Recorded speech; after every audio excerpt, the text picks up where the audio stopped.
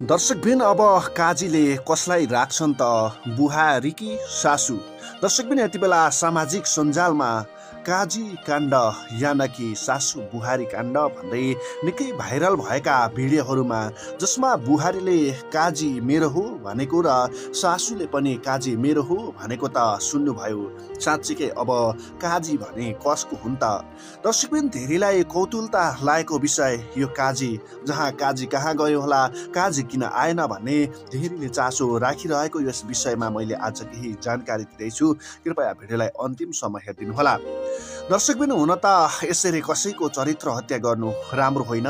जुन सामाजिक सञ्जालमा आएका विषयहरूलाई भिडियो बनाइरहँदा काजी यानकि सासू र बुहारी दुवैसँग प्रेम सम्बन्ध राख्ने उनै काजीको घरमा पनि श्रीमती रहेको र घरमा श्रीमती भइसकेका काजी भने अब आफ्नै श्रीमतीसँग मिलेर बस्नुपर्ने र यता बुहारी र सासू, जुन सासू भनिने थिइन् उनी भने ओमानका लागि फ्लाइटको तयारी भएको र अब विदेश जाने तयारी गरिरहेकी छिन्। आफूले दुःख र मेहनत गरेको र सङ्घर्ष गरेको बताएकी छिन्।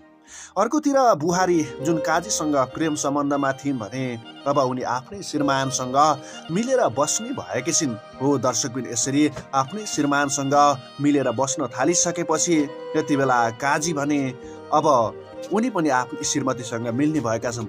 यद्यपि यो निकै ट्विस्ट रहेको छ, धेरै दर्शक श्रोताहरूलाई लागिरहेको छ काजीले अब कसलाई स्वीकारलान्, जेठी कि कान्छी भनिरहँदा काजीले जेठी र कान्छीलाई स्वीकार्नुभन्दा पनि उनी घरमा श्रीमती भएका कारणले यसरी अन्य स्त्रीहरूसँग सल्किनु या पल्किनु खासै राम्रो कुरा भने होइन।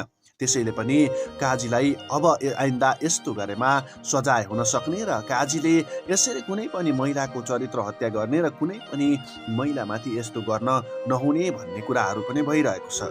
दर्शकबिन, तपाईँलाई समग्रमा लाग्न सक्छ काजीले कसलाई लग्यो होला, के गर्यो होला भनिरहँदा काजीले अहिले कसैलाई पनि लगेको छैन। उनको व्यक्तिगत जीवनमा उनकै श्रीमती रहेको र श्रीमती भएका कारणले पनि काजीले अब आइन्दा यस्तो गलत निर्णय गरेमा काजी स्वयं दुःख पाउनेछन् र यसरी ती कान्छी यानकि बुहारी जसलाई निकै दुःख दिएको थियो ती बुहारीको तलमाथि भएमा पनि काजी लगायत अन्य व्यक्तिहरूलाई पनि गाह्रो पर्न सक्छ। त्यसैले आइन्दा यसरी कसैले कसैको चरित्र हत्या गर्नुभन्दा पहिला र कसैमाथि खेलवाड गर्नुभन्दा पहिला हरेक पटक सोच्नुपर्ने दिन आएको छ। दर्शकबिन, तपाईँलाई समग्रमा काजी यानकि सासू बुहारी काण्डले के सिकायो र अब के भन्न चाहनुहुन्छ, मनमा लागेको विचार कमेन्ट गर्नुहोला।